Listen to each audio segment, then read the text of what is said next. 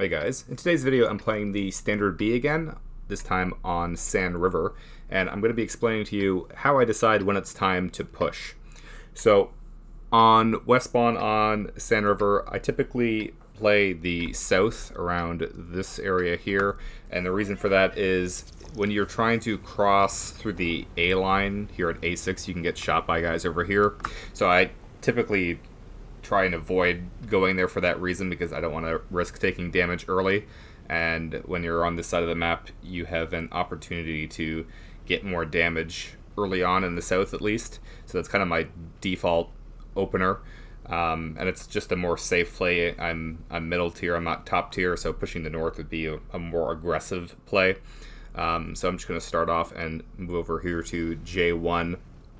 And the nice thing about this position here is anybody that's playing down low in the Sand River or poking up on the ramp here, you can get shots into them from this position. So you can see right here, I'm just scoping in and waiting to see if anybody is going to push through the open there. And I'm sitting on the backside of the dune here, which is important because you can see where the K91 is.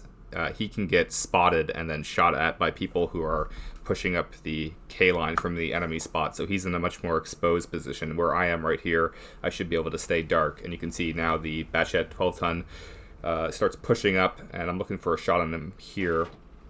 And I start to move up to see if I can put a shot into him, but then I realize he's within my view range circle now, and he's most likely going to have max view range, or he should at least. So I just back down. I don't risk getting spotted because I don't want to get lit because there is artillery on the enemy team.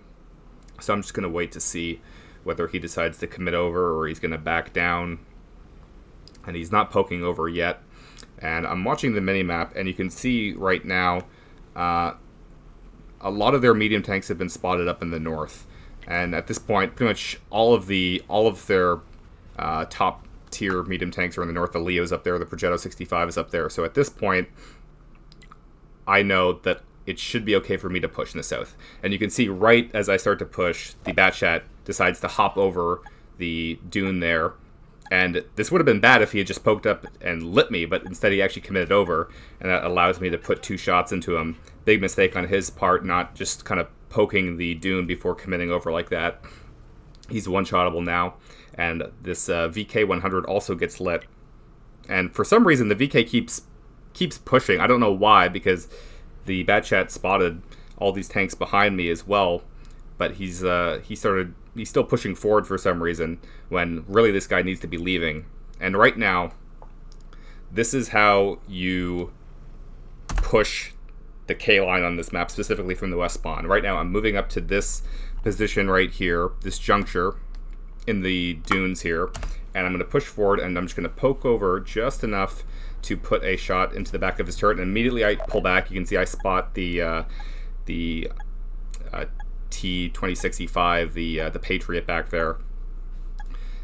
So I don't want to take a hit from him. And now you can see the K91, he's jumping over, and he's distracting the VK now, so which allows me to put some more shots into him as he's distracted. And it's this crossfire between this position and then this position back here where the Karn is. This is how you clear out where the VK was, and now that he's dead, I can spot these guys. In the K91, we can spot these guys that are sitting further back for our team to shoot at. So I'm just going to put one into him there. That one actually goes high. I'm surprised that one penetrated. That one misses and goes into his track, but the S-Conk behind me picks up the kill. And right here, this is kind of a mistake on my part. I was lit and I still hopped over the dune there. I probably should have waited until I got dark because I was risking taking a shot from that the Yag Tiger or artillery.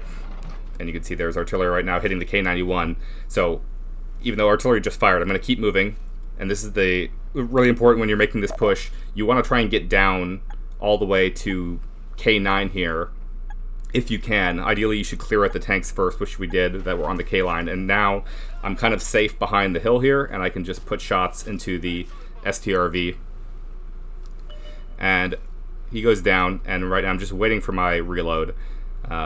As I discussed previously, the reload on this tank is pretty punishing, so you don't want to dump all 3 shells as much as you possibly can, because then your DPM really suffers, or if you're going to do so, you want to make sure that you're going to have time to fully clip.